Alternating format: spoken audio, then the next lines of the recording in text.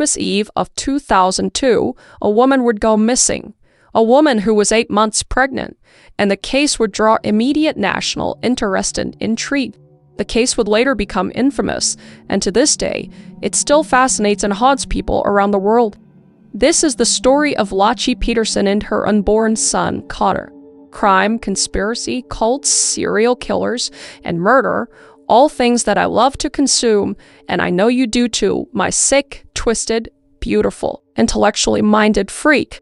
To preface this case, I just want to put out a big, giant trigger warning. As I said already, we're going to be talking about a pregnant woman going missing. And as we do on this channel, we talk about touchy subject matter. So I just want to make sure that you know that. And you can feel free to skip this video if you would like to. So without further ado, let's dive into this tragic case together. Laci Denise Roca was born in Modesto, California on May 4th, 1975, and she was the younger of 2 kids born to Sharon and Dennis Roca, who owned a dairy farm together in Escalon, California. But they would divorce in 1977, around when Laci was just 2 years old, at which point she and her brother, Brent, moved out with Sharon to Modesto, while Dennis stayed at the dairy farm. And Laci would stay with her mother in the city during the week and visit her father on the farm on the weekends. And she especially loved swimming and riding horses. And from a young age, Laci just loved cooking too, and gardening, the latter of which would influence her future schooling and career. And Brent was for years older than Laci, and they would eventually have a stepsister named Amy Roca, welcomed through Dennis and a new relationship. And Sharon met her long-term partner, Ron Gransky, around this time, and he would become a father to Laci, helping raise her throughout her life. And he would even stand by Sharon when things were at their worst. And Laci was known by loved ones as just being full of life. She was incredibly sociable, warm, and charming, though her lack of filter could keep you on your toes in public settings. But regardless, she was unapologetically herself, quote, happy to be where she is and who she is. And that's her friend Heather Richardson describing her. So it didn't matter where or what the setting was, Laci was the life of the party, and it was certainly not a stretch to say that she loved being the center of attention. And her great social skills translated into her schooling as well, and she shone above her classmates, not because of her grades, though she did very well, but because her personality elevated her in the eyes of everyone around her, saying, quote, Laci was one you'd never forget. From her former teacher Bob Starling, quote, she was always energetic, always bubbly, and always in a good mood, unquote. And that bubbly personality made her a great cheerleader, which she did throughout junior high and high school. And by the time she was in high school, she spent a lot less time on the farm than she once did. And she would still come by and bring friends along from time to time, including her first major boyfriend, Kent Gain, who would later be incarcerated for shooting his girlfriend, which is absolutely horrible. But still, she remained very close to her family, and Ron even lovingly recalled calling her Jabber Jaws when she was younger for how much she loved to talk. So overall, her friends and family just had nothing but good things to say about her. So after graduating from Thomas Downey High School in 1993, Laci began studying ornamental horticulture at California Polytechnic State University, or Cal Poly, just further developing her childhood love of gardening. And she excelled in college to the point that she was considered the breakout student by all of her professors. And one day, mid-1994, Laci went to a restaurant called the Pacific Cafe to visit a friend who worked there. And it was at this cafe that she met Scott Peterson, who was also working there while attending Cal Poly. And the two hit it off, and Laci gave Scott her number. And before long, they were dating. And the relationship grew rather quickly, in fact.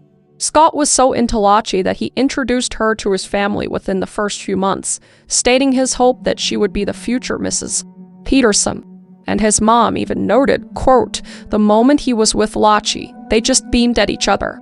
No one else made my son smile like that. They did everything right, unquote. And Laci also reportedly told her mom that she found the man she was going to marry. So the intention from both sides was very clear, and they would get engaged just 2 years after meeting. And in 1997, Laci graduated with a bachelor's degree, and she married Scott shortly afterwards on August 9th at the Sycamore Mineral Springs Resort, with around 150 friends and family there to celebrate the day with them. So let's talk about Scott Laci Peterson. Her husband, Scott Laci Peterson, was born in San Diego on October 24, 1972, to parents Lee and Jackie Peterson. And Scott was their only child together, though they both had kids from previous relationships. But Scott loved golf and was quite good at it, and his skill allegedly earned him a scholarship to attend Arizona State University in 1990, though at least one source says this is unconfirmed. But after a semester at ASU, he transferred to Cuesta College back near his home, and he finally ended up at Cal Poly in 1994, majoring in agriculture business, where he was described as the ideal student. And one of his professors recalled, quote, "He seemed more mature than most. He was pleasant to deal with. I wouldn't mind having a class full of Scott Petersons," unquote. Now, Scott still dreamed of going pro at golf. That dream just never died.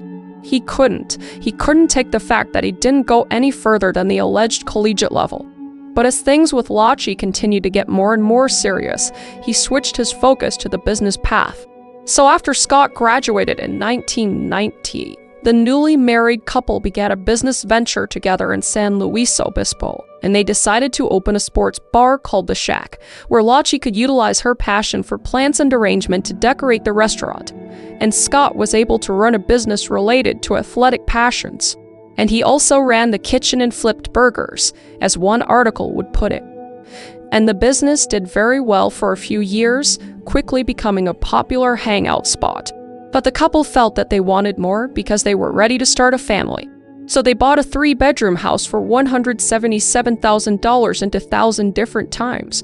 I'll tell you what. And they would buy that house in Modesto and put the shack up for sale, which would sell in April of 2001.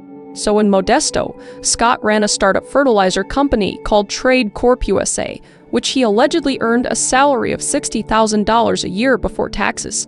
And Laci occasionally worked as a substitute teacher, but happily spent most of her time as a homemaker. She was cooking, gardening, and entertaining loved ones, and making plans for children. And she allegedly couldn't get enough of Martha Stewart during this time. So Scott and Laci were seen essentially as the perfect couple, and her friend Katrina Pike described them as, quote, "They were like a perpetually newlywed couple. We all thought she's going to go off and live the perfect life that we all thought we wanted," unquote.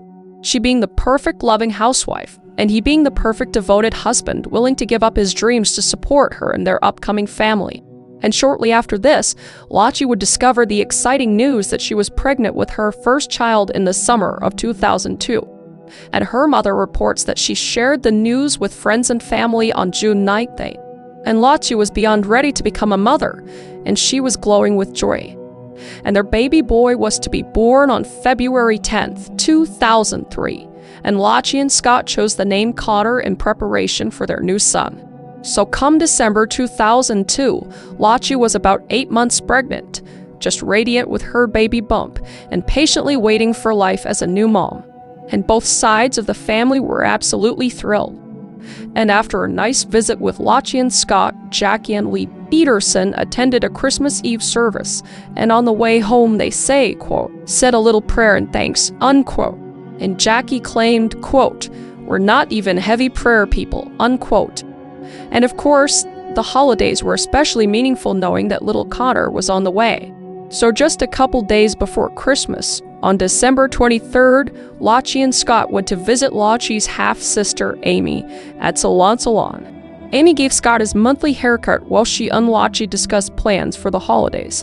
And she also mentioned that she had ordered a fruit basket for pickup on Christmas Eve by 3:00 p.m., which Scott offered to pick up for her the next day, as he said he would be in the area to play golf. And he also invited Amy to dinner, but she said no due to other plans. And later that evening, Laci talked with her mother at around 8:30 p.m. on the phone, confirming that she was looking forward to coming over for dinner with Sharon and Dron for Christmas Eve, the following night. But unfortunately, this would be the last known conversation, that anyone in Laci's immediate family ever had with her, as she would disappear Christmas Eve day, and the last time she would be seen was at 9:00 a.m. on December 24th on Christmas Eve. And Scott would recollect that they were having a relaxing morning watching TV together, because before he left, Laci was watching Martha Stewart and had plans to take the dog for a walk, mop the kitchen, and shop for groceries. And Scott would go out for the day as he planned earlier, and instead of golfing, he would actually go on a fishing trip to Berkeley Marina, which was about 90 miles away from their home on the San Francisco Bay. But he would first stop by his company warehouse to pick up his boat and then drive to the marina and fish for about 2 hours, and then he would stop due to the cold and dry. So both Scott and Laci were doing their own things that they had planned to do on Christmas Eve. But clearly something happened in between that time where Laci disappeared. And Karen's service, one of their neighbors, saw something that struck her as odd at 10:00 a.m. Mackenzie, the Petersons' dog, was out wandering the streets of the neighborhood alone, but with the leash still attached. And service knew who Mackenzie was and brought the friendly dog back to the Petersons' yard and shut the gate behind her. And she saw that Laci's Land Rover was in the driveway, but there seemed to be no sight of Laci anywhere, and the front door was closed. And there was another neighbor who allegedly saw Mackenzie loose as well a bit later in the morning, around 10:45-ish a.m., which suggests there may have been a window of time in which the dog was out and put back in the yard. But either way, neighbors saw the dog with a leash attached out walking in the neighborhood, which was not a regular occurrence. And they would see that Scott Struck wasn't at the house by the time this all occurred, and the rest of the day was just full of confusion and just ever-increasing concern. And Ron called the Peterson home at some point during the afternoon, but was not able to reach anyone. And Damie was notified at around 3:45 p.m. that the gift basket was never picked up, meaning Scott didn't end up actually picking it up. And the neighbors would claim that no change to the house has happened as of 4:00 p.m. that day, and everything was just still quiet. And then at some point around 5:00 p.m., Scott returned home from his fishing day, and he said that he found the house empty when he arrived, and Laci's vehicle was still in the driveway, and their dog in the backyard with the leash still on. So seeing that Laci wasn't there, he didn't automatically assume she was missing. He just assumed she might be out for a walk, maybe without the dog potentially. So he would shower and start to settle in. But at around 5:15, Scott started to get really concerned, and he would call Sharon, which would be the spark to ignite the investigation. Cause he would ask her if Laci was with her, cause maybe Laci got picked up and she was with Sharon. But Sharon would say no, which immediately triggered in her mind that something was very wrong. So he would then describe Laci as missing, cause he had no idea where she was, and Sharon told him to check with the neighbors and friends to make sure. But he quickly called her back, saying no one had seen her around. And now very, very alarmed, Sharon told Ron to report Laci missing to the police, and Scott also reported her missing as well to the Modesto Police Department. So detectives promptly responded to the call that came in around 6:00 p.m., and they met Scott, Sharon, Ron, and a few other worried family members at a neighborhood park close to the Peterson home to gather initial statements. So Laci's loved ones and the authorities got right to work and organized a huge community search effort. Starting Christmas Day and for several weeks after, hundreds of volunteers showed up to participate, and there were over 900 people at one point checking every single nook and cranny of parks, creek beds, and the neighborhood, just hoping for any sign that the missing pregnant woman was still alive. And thousands of flyers featuring Laci's photo and a yellow ribbon were posted on mailboxes, trees, lamp posts, and anywhere they could be hung. And one of Laci's friend's husbands launched the original taps, www.com search, Laci Peterson, com website, and an initial reward for $25,000 was offered for information that would lead to the actual finding of Laci, and it quickly blew up to $250,000 and then $500,000 as donations poured in and word of the case spread like wildfire. And the case would reach national news, and Laci's disappearance was the topic reported on network news and talk shows within days. And family members and police held press conferences asking for help and any leads.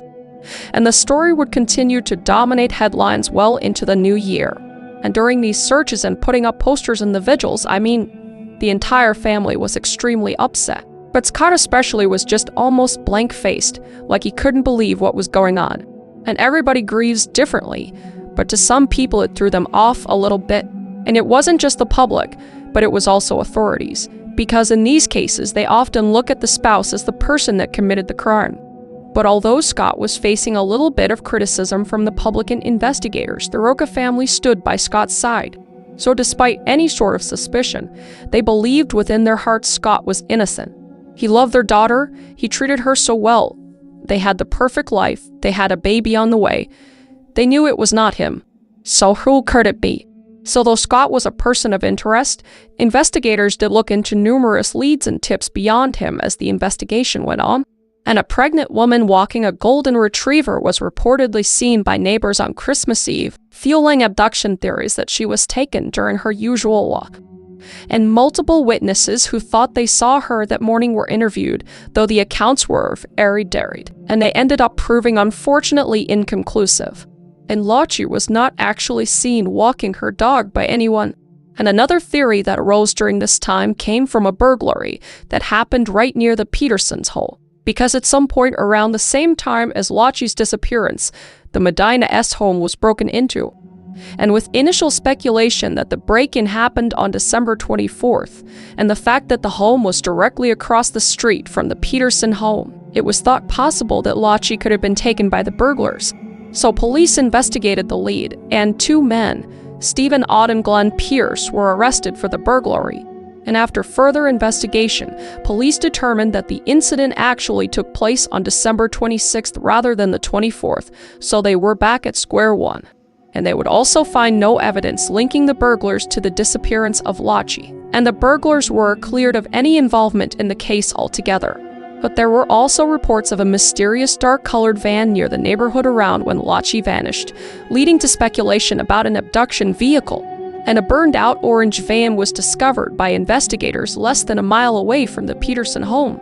And this too was investigated to see if there was any connection. But nothing could tie the van to Laci because no forensic evidence was found to confirm the connection. And sex offenders, drifters, and any other people that may have been capable of doing something to Laci were methodically checked out by police. And just about every registered sex offender in the area was interviewed. But again, nothing of note was found to connect to the Laci case. And as January 2003 neared its end, authorities publicly stated that no evidence was found for alternate subjects to have interfered with Laci. So as time went on, suspicions continually pointed to the last person who saw her alive, and that was her husband, Scott. But Laci's family backed him up no matter what, and there was zero evidence that Scott was involved in this disappearance. But just a few weeks into the search, police conveyed crushing news to Laci's family on January 15th that Scott had been having an affair, and it had continued into the time she was missing. And the day the detectives met with Sharon, informing her of another woman, was the day that destroyed her faith in her son-in-law. And she now angrily told police that she now believed Scott harmed Laci. And this would mark the major turning point because the Rocha family fully withdrew their support of Scott, which was the note. One thing making him look innocent in all of this, not to mention the affair didn't look so good either. And publicly the family remained quiet for a few days, but the rift was quite clear.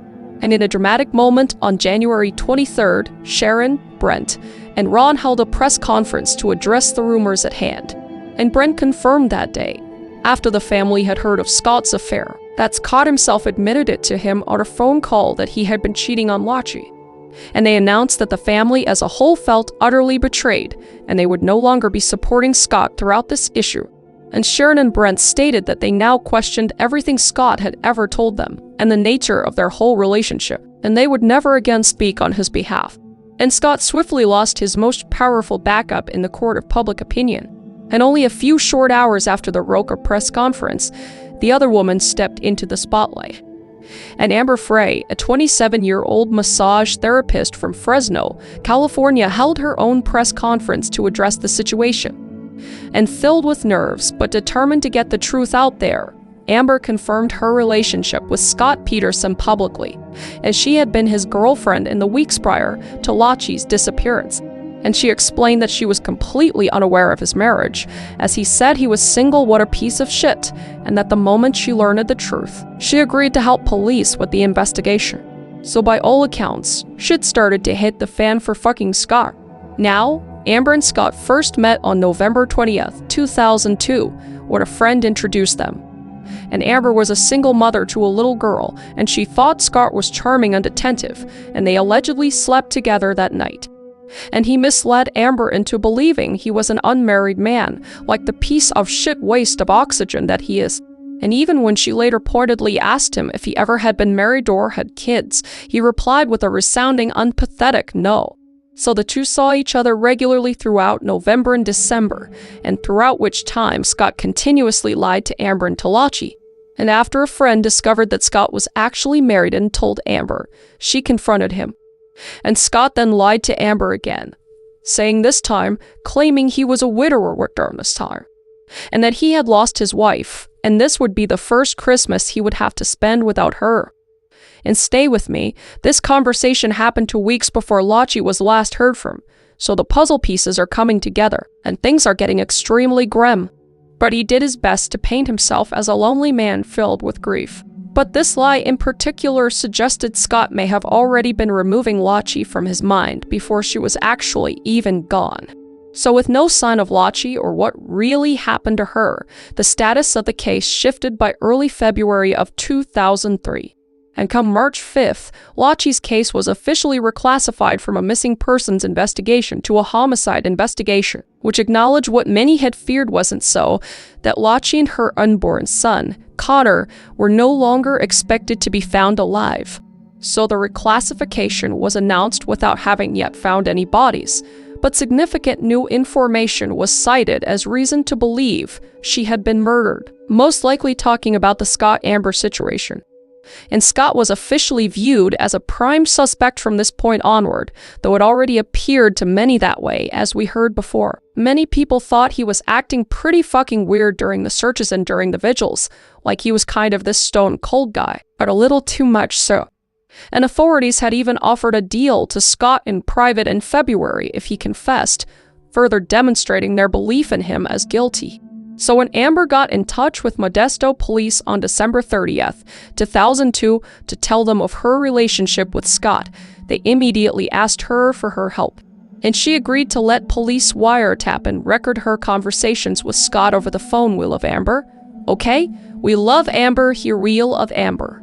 So police would give her a recording device and told her to continue on talking with Scott as if she was none the wiser in hopes that they could incriminate him, and she played her part okay.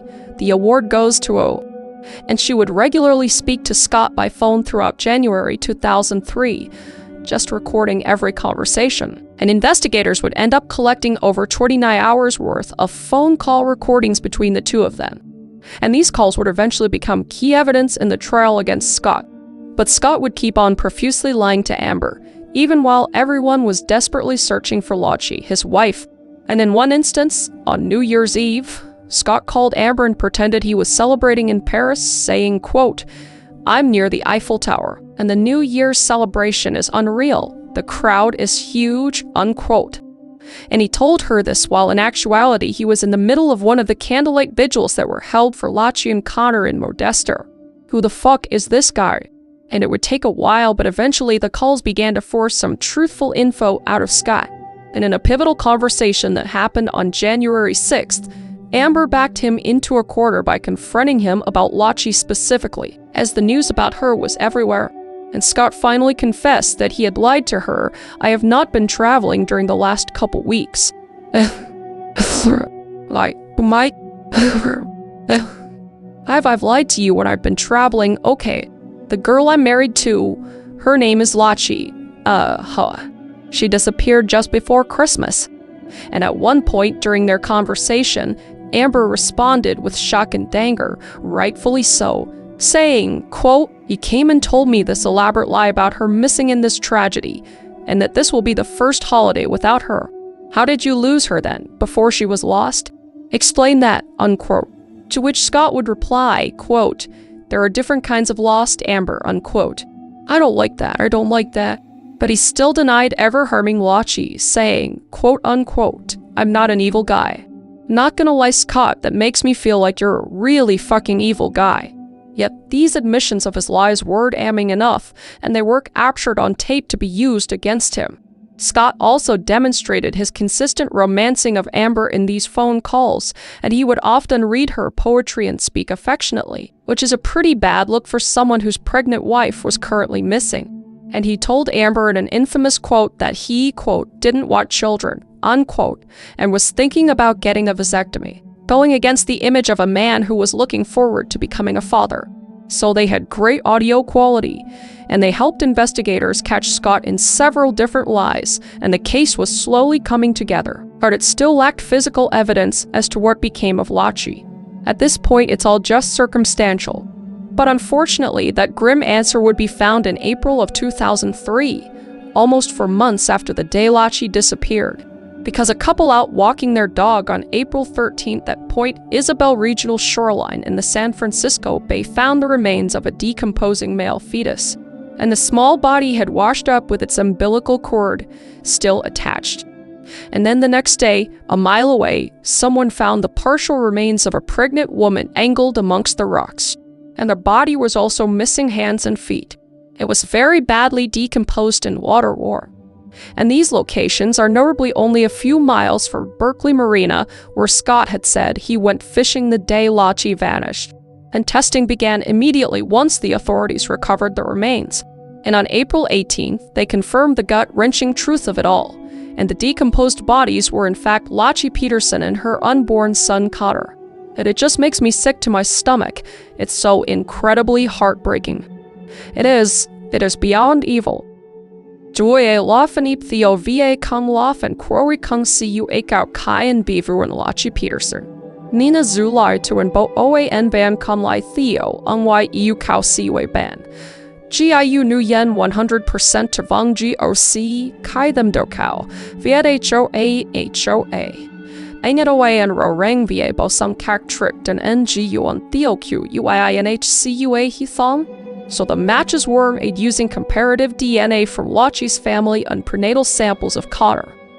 And Laci's condition was so gruesome from her time in the water that it was impossible to identify her visually, but the DNA confirmation was conclusive. And autopsies were performed on both bodies by forensic pathologist Dr. Brian Peterson, no relation to Scott Peterson, by the way, and the results were initially sealed but later leaked.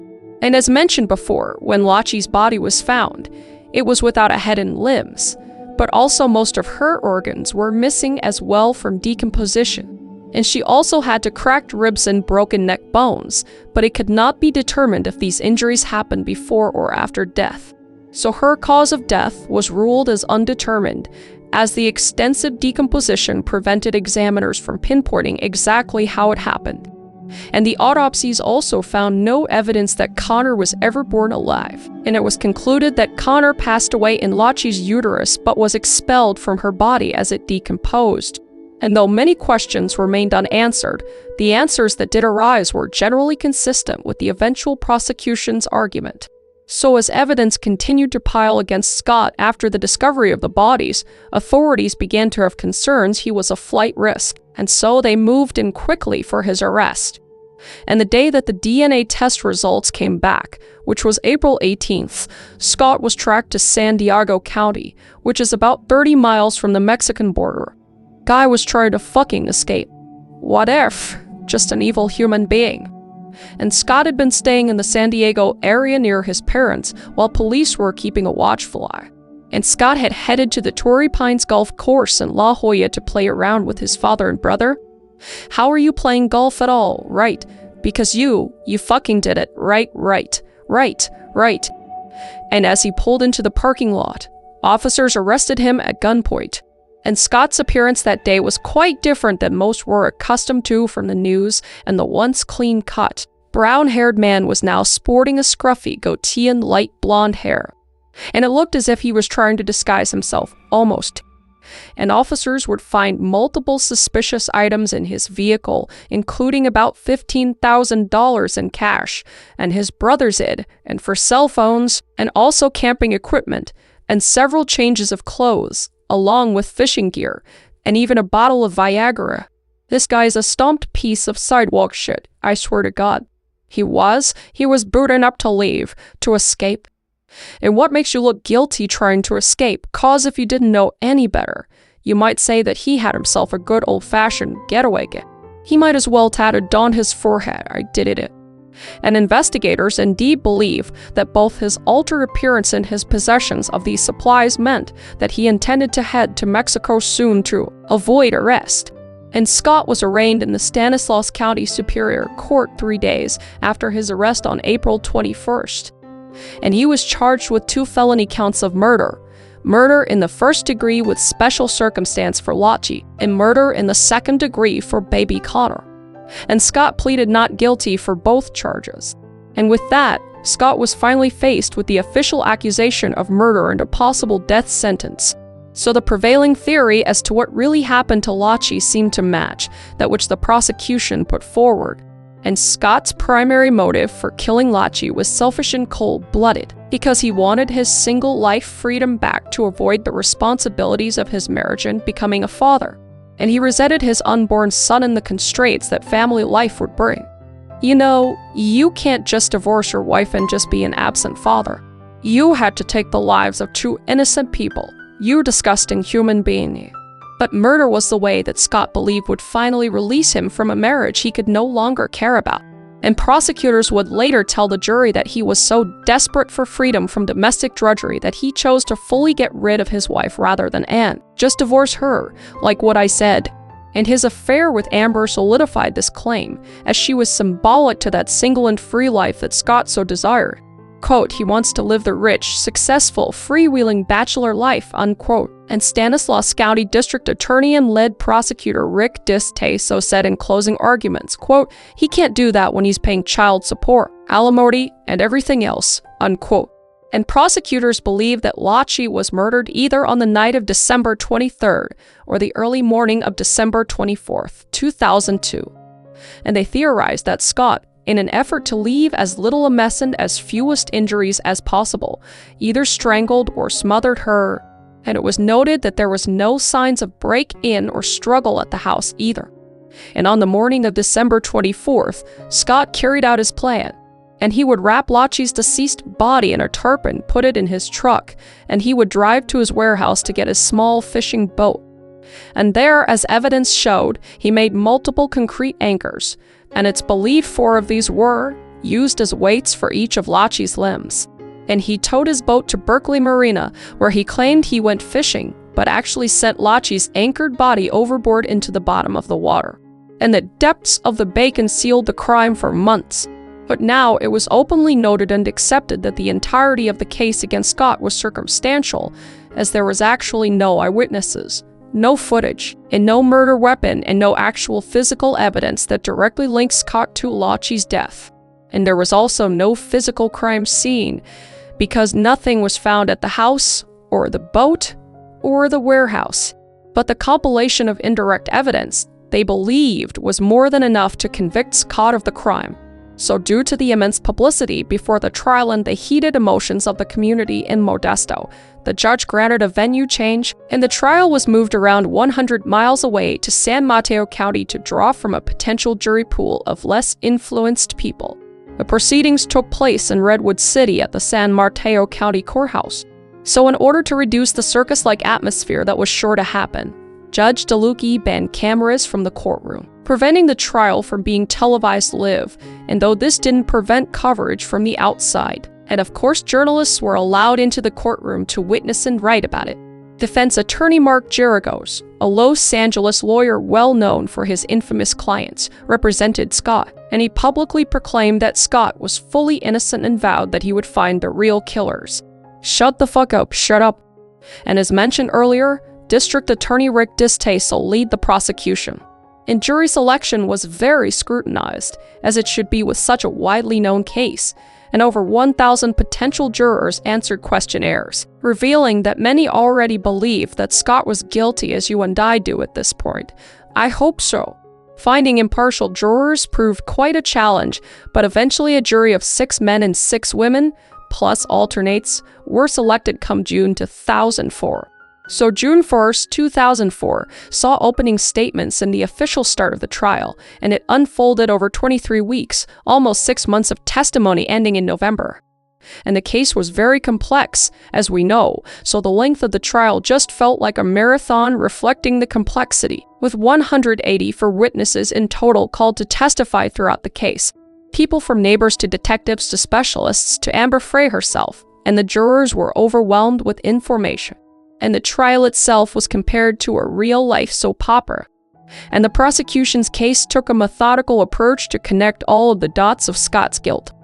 And the key arguments were, because there was a lot going on in this case. So I'll crunch it down for you, but they were inconsistent alibi, cause they highlighted the fact that Scott's story seemed to keep changing. Because initially he told certain people that he was going to go golfing on Christmas Eve, but then he actually went fishing. And some of these people included neighbors that he told after arriving home, because he would tell some of the neighbors that he went golfing when he actually went fishing, which just makes no sense. But then for others in the police, he would say that, "Oh no, I was going fishing the whole time." Nothing added up. And conveniently, he went fishing not far from where the bodies ultimately were found. And they made sure to point out that Scott purchased the fishing boat only weeks before the murder, on December 9th, and almost in secret, and fishing gear on December 20th, and obtained a today fishing license before the 24th. It's just the red carpet of I did it. The trial seems so null and void. I mean, I know we need trials, but he did it. Come on, he did it. It just all looked like a really shitty, hasty alibi. And prosecutor Distaste so drilled the point home with, quote, "I don't care how upset you are. Nobody forgets that you just got home from fishing. This man is guilty of murder," unquote. And then there's demeanor, because multiple people, including friends and detectives, and even Laci's family, testified about Scott's weirdly detached demeanor throughout the entire crisis. And Detective Bueller even mentioned he just didn't fit the typical profile of a frantic husband, and instead maintained an eerie calm about him. And the way that this unnerving display continued even as weeks and months went by seemed much more consistent with a man that already knew the outcome, and really just didn't care about the marriage anymore. And then there's the just blatant affair and blatant lies, because Scott's affair and lies were arguably the strongest evidence against him. And the jury got to hear testimony from Amber directly, which we'll examine in a second, and many of the recorded calls. And the calls gave them insight into Scott's deceit by allowing them to experience it through his own voice. And the prosecution argued the recordings showed not just motive, but consciousness of his guilt. And he was making up cover stories on the fly and kept lies going well after Laci was gone, which suggested he knew she wouldn't return. And Amber's appearance at the trial put a human face on Scott's betrayal in the absence of being able to see Laci, and her presence likely destroyed any remaining sympathy the jury might have had for him. And then there's the locations of the bodies, because where he went fishing is very close to where the bodies were discovered. And prosecutor Distaste so commented, quote, "The only person in the exact location where Laci and Connor Peterson's body washed ashore is sitting right there," unquote, pointing right at Scott, end quote, "and you can take that to the bank and convict this man of murder," unquote. Drop Mick, oh case. And they brought in an expert in hydrology as well, who testified that, based on where the remains washed ashore and the way the bay currents moved, it was very likely that someone would have dropped the bodies off near Berkeley Marina, exactly where Scott claimed he went. And this particular argument really boiled down to this time. It would be insanely coincidental for some random killer to have abducted Laci in Modesto and then taken her almost 100 miles away to dump her in the exact same spot that Scott admitted he went fishing. 1 + 2 doesn't equal 4, I tell you what. And then there was the pre-planning. I mean, this was clearly a first-degree murder. He planned this out, because prosecutors suggested premeditation of the murders by bringing up a number of Scott's actions leading up to December 24th, 2002, some of which we've talked about before. But Frey mentioned briefly, because he bought a boat on December 9th, and when he made the purchase, he declined the standard anchors that came with it, possibly because he had plans to make his own to weigh the body down. At Scott's warehouse, police found cement powder in 5 circular marks that matched the size and shape of the bucket used to make the one anchor they recovered. So that's basically the only evidence they were able to gather, and the supposed other 4 were never found. But this supported the theory regardless. And prosecutor Distay so argued that Scott's purchase of his first ever fishing pole just days before Laci's disappearance made a prop of going fishing, rather than acquiring these items for actually fishing. Smells fucking fishy. And comments revealed in the recorded calls with Amber, like saying his wife was lost before the incident even happened, just further demonstrating that the murder was planned way ahead of time, not to mention his just behavior throughout the entire case. And then being found with a runaway kit, like be so for real right now, it's very obviously him, right? And the prosecution noted that innocent people tend to not carry $15,000 in cash in their brother's id if they're a person in the midst of an investigation. So all the pieces combined begin to show the portrait of a very guilty, disgusting man. And when Amber took the stand, her testimony quickly became one of the most compelling parts of the trial. And she calmly told of her experience and her relationship with the accused for the jury. And she testified that Scott claimed he was a single man and carefree man, how he won her over with romance and charm, and how sweet he was to her daughter, and how he lied right from the start. And most crucially about Laci, Amber confirmed that she worked with police to record calls with Scott because she believed that he had to have been involved.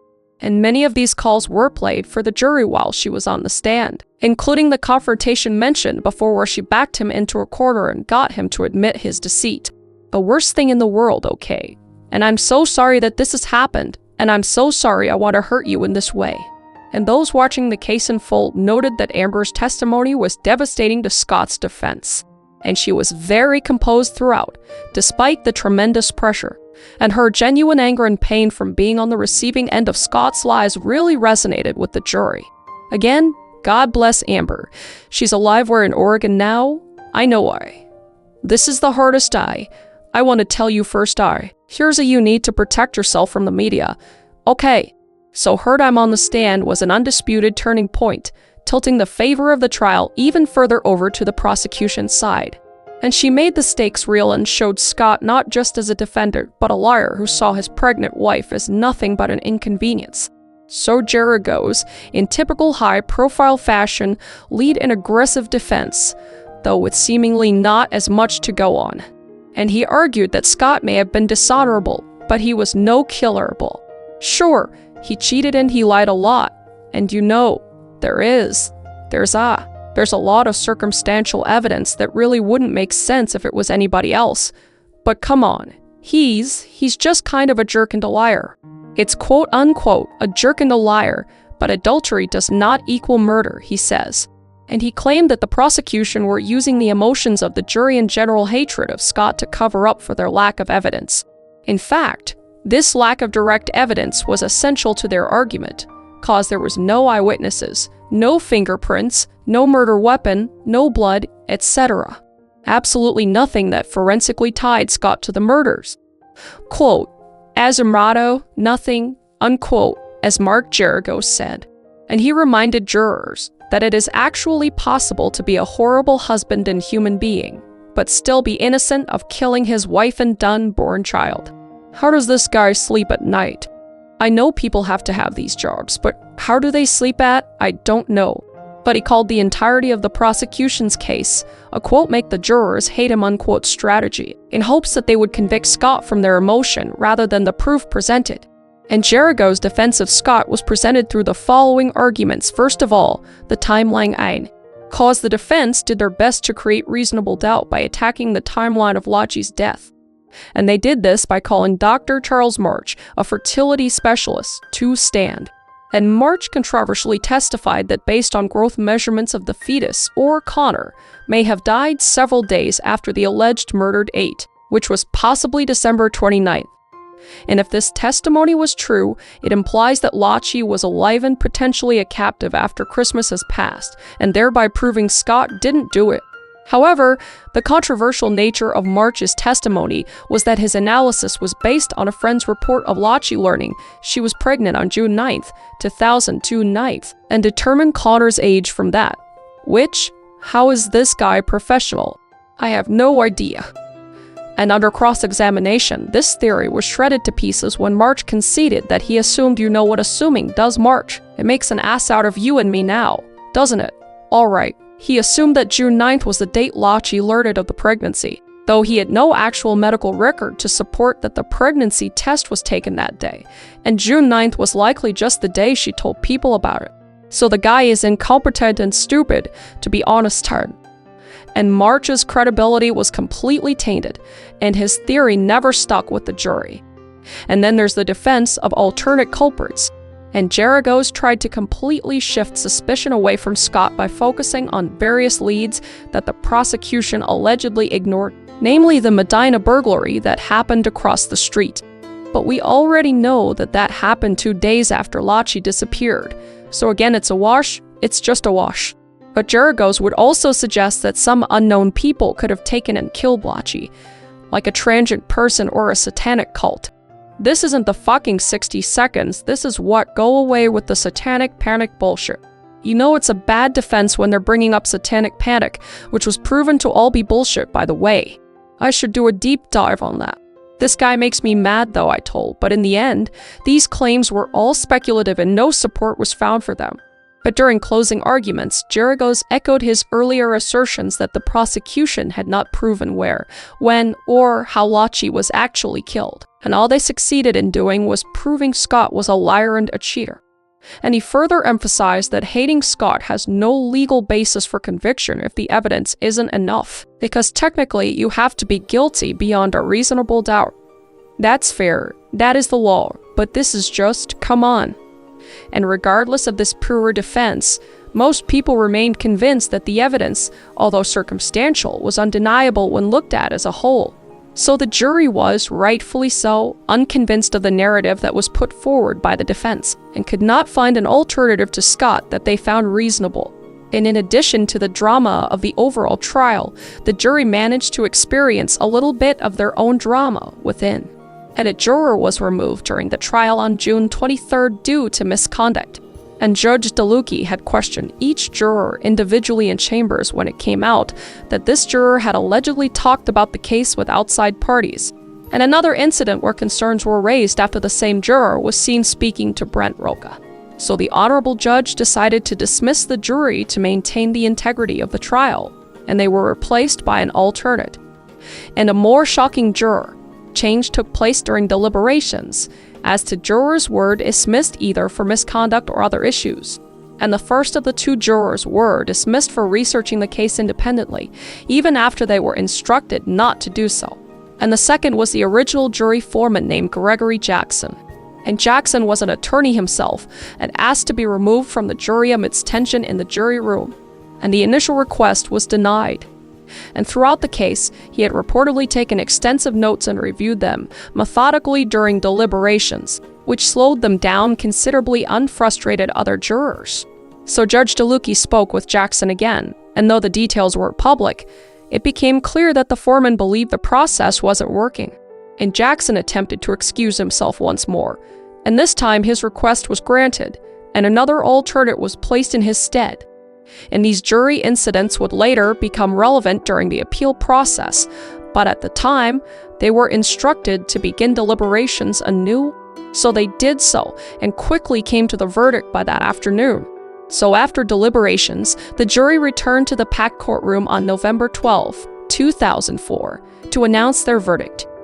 And they had found Scott Peterson guilty on both counts of murder, first-degree murder carrying a special circumstance for killing Laci, and second-degree murder for killing baby Connor.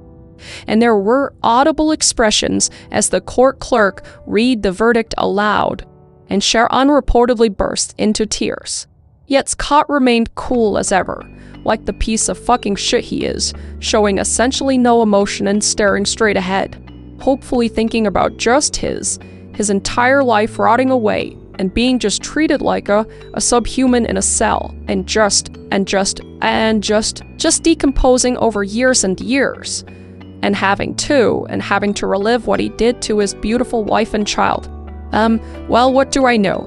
Hopefully that's what he was thinking about. But the conviction would just serve as confirmation to what Laci's family already believed. The man they once loved and welcomed into their family had betrayed and murdered their beloved Laci and her unborn child, Connor. And with special circumstance, Scott's trial would move into the penalty phase, as he was now eligible for the death penalty. Consequences for your actions. The penalty phase started on November 3rd, 2004, where jurors heard additional testimony, including victim impact statements. And on December 13th, 2004, the recommendation was delivered by the jury, and Scott was to be put to death for what he had done. And jurors later mentioned their unanimous decision was mainly motivated by Scott's lack of remorse and the clearly immense loss that Laci's loved ones endured and will continue to endure. Judge DeLucchi formally sentenced Scott to death by lethal injection on March 16, 2005, following the jury's recommendation. And he also ordered Scott to pay $10,000 toward Laci's funeral cost, and awarded a $250,000 life insurance policy that Scott claimed in Laci's name to her mother, Sharon. And he further condemned the murders as cruel and uncaring, heartless and callous, stating that the murder of Connor made the crime especially more horrific. And at the sentencing, Sharon addressed Scott directly and told him just how badly he had betrayed and destroyed their family. And Scott chose not to speak on his own behalf, maintaining his innocence. And he was sent to San Quentin State Prison after sentencing to await his death. And there, he would spend the next 15 years of his life appealing his conviction and sentence, because that's a loophole in the system. He was literally sentenced to die the next year, but he just kept appealing. So they kept having to push it back, and Laci and Connor were buried together, and the Peterson murder case was officially closed, but its aftermath was far from over. So on August 24th, 2020, the California Supreme Court overturned Scott's death sentence in a unanimous showing. And as Justice Leon Deere A. Kruger wrote in their decision, the court held that significant errors had been made in the jury selection process by Judge DeLucchi that adversely affected Scott during the penalty phase. And specifically, Judge DeLucchi had improperly dismissed potential jurors when they had expressed general objections to the death penalty, even if those people said they were capable of following the law and considering it should the time come. But under precedent set by the US Supreme Court, a potential juror cannot be dismissed unless their opposition to capital punishment actually would prevent them from deliberating on a death sentence fairly. So the simple opposition to the death penalty is not grounds for dismissal. So the California Supreme Court found dozens of jurors were improperly dismissed, violating the standard in Scott's case, and undermined his right to impartial jury. And it's important to note that this reversal did not overturn Scott's guilty verdict at all, but instead prevented him from receiving the death penalty. So he's still rotting, thank God. And the prosecution was given the option to accept a life without parole sentence or to retry the penalty phase, and they chose the former. And on December 8, 2021, Scott was sentenced to life in prison without the possibility of parole, plus a concurrent life sentence for the murder in the second degree.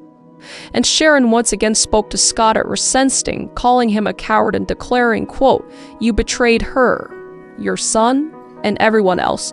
You ended to beautiful souls," unquote. And with that, Scott was moved off death row and put into general population at California's Mule Creek State Prison to serve the remainder of his new life sentence. And to this day, Scott maintains his innocence despite all the affirmations of his guilt. And that specifically garnered the attention of the Law Innocence Project, which is a nonprofit legal organization that dedicates pro bono work to proving the wrongly convicted as innocent, which, in hindsight, that's great. There's a lot of people that get wrongly convicted, so I think that's a great program to have, but for this guy, So in January 2024, they formally announced that they had taken on Scott's case and are working on a detailed appeal. And back in May of 2022, Scott's defense attorney had filed new briefs claiming that a juror had actually hid a conflict of interest during jury selection, which prompted the California Supreme Court to flag it for a hearing. And the lawyers at the Innocence Project also say that they have new evidence demonstrating Scott's innocence and are requesting more information in regards to eyewitness accounts and duct tape found on Laci, and the Medina burglary, and the bodies after discovery, and a black dart found washed ashore, and other untested evidence. So they are petitioning for a new trial using these grounds as a basis. And as of 2025, the Innocence Project is still at work on the case, and they say that they will not stop advocating for Scott until all evidence has been fully re-examined. And most legal experts are still skeptical that Scott will ever be exonerated, yet the saga is still unfolding over 20 years later. And among the many lives affected through this tragedy, the case also leads to a rather significant legacy in the realm of federal law. And largely due to public outcry over pregnant Laci and her unborn son, Connor, Congress passed the Unborn Victims of Violence Act in 2004. And this is often referred to as Laci and Connor's Law, as it states that an unborn child is recognized as a separate legal victim if they are injured or killed when certain federal violent crimes are committed. So essentially, if a woman is assaulted or murdered while she is pregnant, prosecutors can charge a second offense on behalf of the fetus, which I say, of course, absolutely. Thank gosh for this law. And knowledge of the pregnancy is also not required for this to take effect. And President George W. Bush officially signed the bill into law on April 1st, 2004. And Sharon and Ron were in attendance, and they stood behind the president as he mentioned Laci and Connor by name. And President Bush said, quote, "As of today, the law of our nation will acknowledge the plain fact that crimes of violence against pregnant women often have to victims," unquote.